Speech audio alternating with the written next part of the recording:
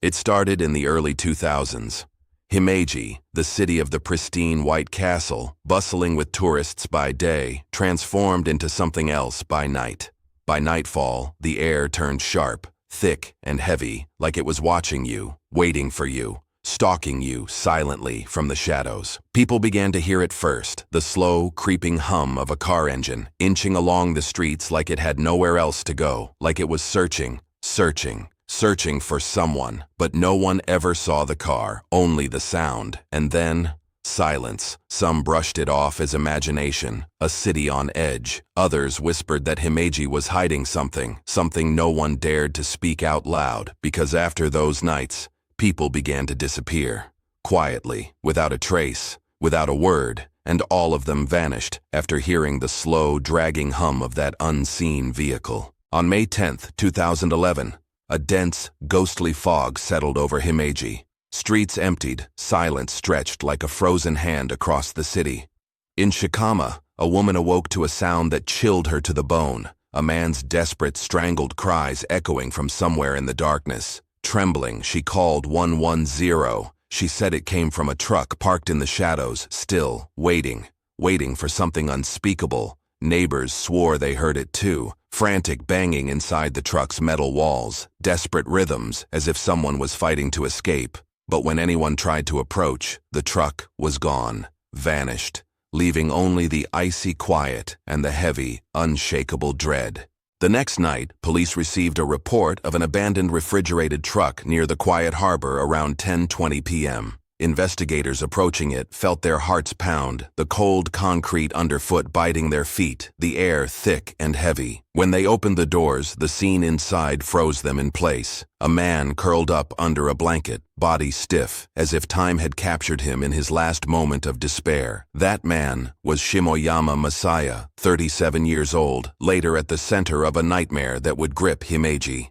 Some say when the truck doors opened, a young officer swore he heard a faint, almost imperceptible groan, as if the man was still calling for help in the last breaths of his life. Others insisted it was just the wind, but no one could be certain, and after that night, Himeji's streets never felt the same again. People whispered of strange sounds along the harbor, the eerie squeak of unseen trucks, soft, tortured breaths carried by the wind. Shadows moved where no one should be, flickering in the mist, always disappearing when approached. The white city, so bright in daylight, had become something colder, darker, and full of secrets that refused to die. And from that night on, the disappearances began step by step, street by street, pulling Himeji into a spiral of terror with no escape.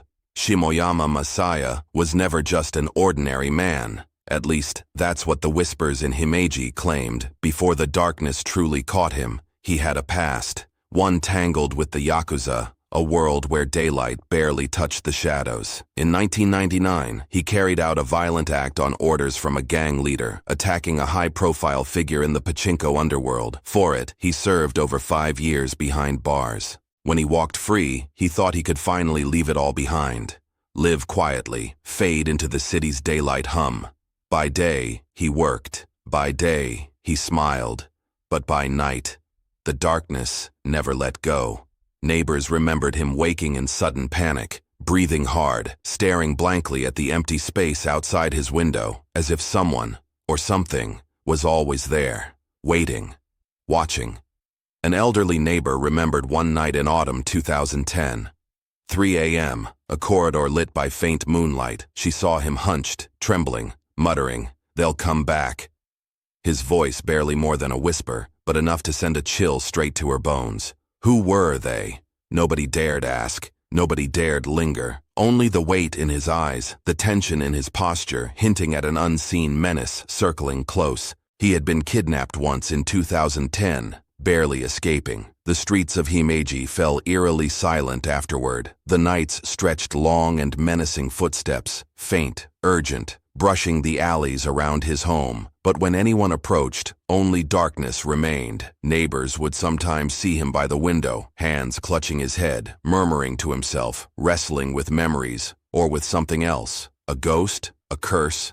The city seemed to hum with it, night after night. Whispered breaths, soft footfalls, occasional moans, like fragments from another world, haunting the alleyways. Then, one day, the premonitions became reality. Months after the kidnapping, after endless sleepless nights, Shimoyama vanished. No messages, no calls, no trace. Only silence, a cold, devouring silence that swallowed the street whole. Those who walk the alleys on fog-heavy nights still feel it. They whisper, Shimoyama Masaya hasn't truly gone, at least not in the darkness, and whatever he saw, whatever they were, still watches, waiting, always waiting. Himeji, the white city by day, serene and calm, hides secrets the night alone knows, and Shimoyama Masaya, he is part of that secret. The stench of mold and cold metal clung to the Hoshikawa village like a living thing.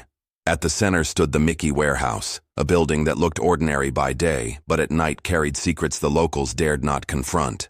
The police, following the haunting account of Shimoyama Masaya, who had once been kidnapped, discovered that this warehouse was far from ordinary. It wasn't just storage, it was a silent witness to crimes too dark to speak aloud. The moment investigators stepped inside, the air shifted, walls mottled with deep brown stains, inexplicable to the naked eye. A scent sharp and icy, crawling up the spine. An industrial furnace sat in the center, cold and motionless. But forensic experts later concluded that the stains were no accident. DNA tests confirmed at least one set of human remains belonged to Shimoyama Masaya, another, Uemura Takashi, loyal to Chen Sungan. And yet more bones, still unclaimed by names, still untold. Locals swore that on foggy nights the wind would carry strange noises from the warehouse, clanging, scratching, desperate attempts to escape. Then silence. Silence that clung. One old man recalled passing by one winter night, spotting flickering light beneath the furnace door, months sealed, yet somehow the glow pulsed like a heartbeat. Police found nothing when they checked, but the dread lingered, carried in whispers along the village streets. Rumor had it that shadowy figures sometimes flickered past the warehouse windows, low in the drifting mist, staring out, searching for a way to escape, then vanished into nothing when approached. Faint, persistent sighs echoed from inside, like trapped spirits still waiting for something unfinished. Police could piece together evidence, fingerprints, DNA, and broken locks, but they could not explain the rest. The warehouse of Miki was no single crime. The echoes, the flickers of light, the whispered warnings, everything spoke of a cold, deliberate darkness. Shimoyama Masaya, Chen Sungan, and their Yakuza followers had left traces that refused to fade. Every brick, every beam, every corroded piece of metal carried a story of terror. And when night fell over Himeji, when wind swept through the deserted streets, the village knew the horror was not gone. It had not died. It lived, in shadows, in whispers, in the faintest flicker of light, waiting for the curious, ready to pull them into a darkness they might never leave. Night falls over Himeji, and the city that seems so calm by day turns heavy, suffocating, haunted by secrets that only those who witness them firsthand can truly understand. As police dug deeper, a chain of strange disappearances emerged. Pieces of a cold, deliberate puzzle stretching back before Shimoyama Masaya vanished. One of the first clues pointed to Ganj Wang, a notorious Yakuza elder who mysteriously disappeared on the evening of April 13, 2010, from a pachinko parking lot in central Himeji. A security guard nearby swore he heard Ganj's panicked cries carried by the wind. "Don't take me!" the voice echoed, fading into the silence of the empty streets. When the guard ran toward the sound, all he found was a lone lighter lying on the concrete, its owner gone, as if swallowed by nothing. Since that night, locals passing the lot in darkness often felt icy fingers along their spine and faint whispers from shadowed corners. Soon after, the investigation uncovered the imprisonment of businessman Maeda Iwao, trapped in a steel cage inside an apartment in Hirohata for 14 months. Neighbors recalled the metallic clang, echoing like the heartbeat of a struggling creature. Looked closer, and there was nothing. Just darkness, and dim streetlights casting long, trembling shadows. Some swore the sound came not from steel, but from trapped spirits trying to send messages to the world beyond. Even the police, steadfast and trained, admitted that logic alone could not explain it all. Witnesses reported glimpsing fleeting figures at doorways, vanishing when approached. Others smelled strange scents in deserted alleys. Sometimes tobacco, sometimes smoke from an unseen furnace, impossible to trace. Each disappearance, each metallic echo, each flicker of shadow seemed to record not just crime, but the restless spirits of those tied to Shimoyama Masaya and his associates. Himeji's residents learned to fear the night, aware that any darkness could conceal horrors waiting for the curious to step in. And the most terrifying part? It didn't end with Shimoyama Masaya. Every missing person, every clanging metal sound, every fleeting figure formed an endless chain of mystery. Himeji's darkest secrets waited, patient, hungry, ready to reveal themselves only to those brave or foolish enough to face the shadows.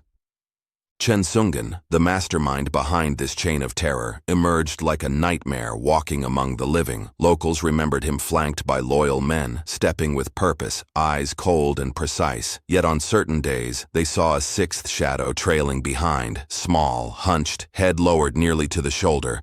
At first, neighbors assumed it was another henchman, but when police reviewed security footage, only 5 men appeared. The sixth, gone. Just a phantom watching, vanishing into nothing. Even in hiding, Chen's mind unraveled. He would sit, staring at blank walls, suddenly jerking as if hearing whispers. Hotel staff recalled him murmuring to himself, trembling, voice barely audible. They are coming. Then silence. No one knew who or what he spoke of, but those who watched could feel the darkness pressing in, relentless, patient, and inescapable. Every time Chen Sungen appeared in public or faced the relentless pursuit of the police, he wore a mask, cold, composed, untouchable. But alone, the panic bubbled up, raw and unrestrained. Locals whispered that something followed him, something not of this world, always close, always watching, reminding him of the lives lost, the screams swallowed in silence, the darkness his hands had sown. And in that shadow, Chen Sungen became more terrifying than any crime he had committed, hunted not only by the law, but by the weight of a past that refused to rest. As the story unraveled, Himeji's residents didn't just fear the night, they feared the invisible shadow trailing Chen's steps, a silent reminder that in this seemingly peaceful city, past sins never sleep. Those sharp-eyed enough sometimes caught a glimpse of a lone figure, thin, bowed, walking behind power and authority, existing in the fragile border between light and darkness, following, waiting,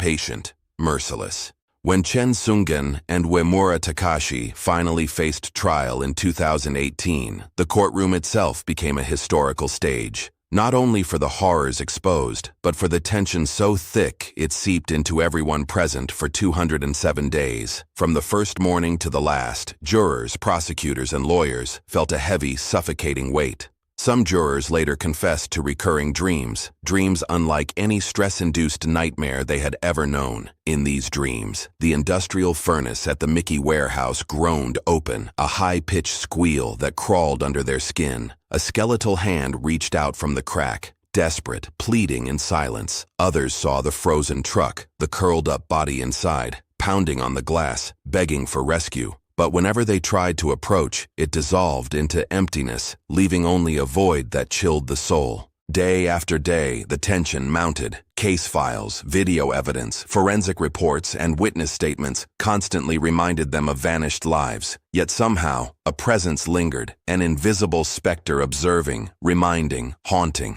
Officially, the court dismissed it as stress, as work pressure, as the mind playing tricks. But those who sat inside that courtroom knew in their bones that something beyond reason, something patient and cold, had been there all along, watching, waiting. Some truths are too heavy to carry, some sights too dark to witness. One juror, after weeks suffocating under the pressure, stepped away from the courtroom, unable to endure any longer. To a few colleagues, he whispered, voice trembling, almost breaking, I can't shake the feeling. Someone's standing right behind me every time the furnace is mentioned. A confession? Maybe. Or maybe a warning. But it lingered, unshakable, etching itself into the minds of those who heard it. No one could say what he actually saw, or whether it was the mind's desperate response to the horrors unfolding daily. Stories circulated quietly among courtroom staff. One night, a clerk stepped into the hallway to retrieve files and heard it, the soft clash of metal, followed by a hiss of cold air grazing their back, heart and throat. They turned, and the hallway was empty, yet heavy, still watching. Lawyers and investigators admitted the same. Even in closed-door meetings discussing the furnace, the frozen truck, the evidence, they felt eyes, unseen, relentless, tracking every word, every gesture. The weight was not legal alone. It was spiritual, psychological, inescapable, as if the victims' restless souls lingered, silent, yet ever-present. After 207 days, the verdicts came. Life imprisonment for Chen Sungan, death for Wimura Takashi. Yet for jurors, lawyers, witnesses, the terror didn't end. The furnace's fire, the shadows of the past, they burned still, whispering, haunting, reminding all in Himeji that crimes may be judged by law. But darkness never dies. No one knows if the sounds were real. No one dares to get close enough to find out. But one thing is certain.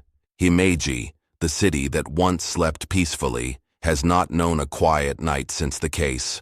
When night falls, the moonlight slips through the narrow cracks of the White Castle, highlighting walls that are ancient and chilling.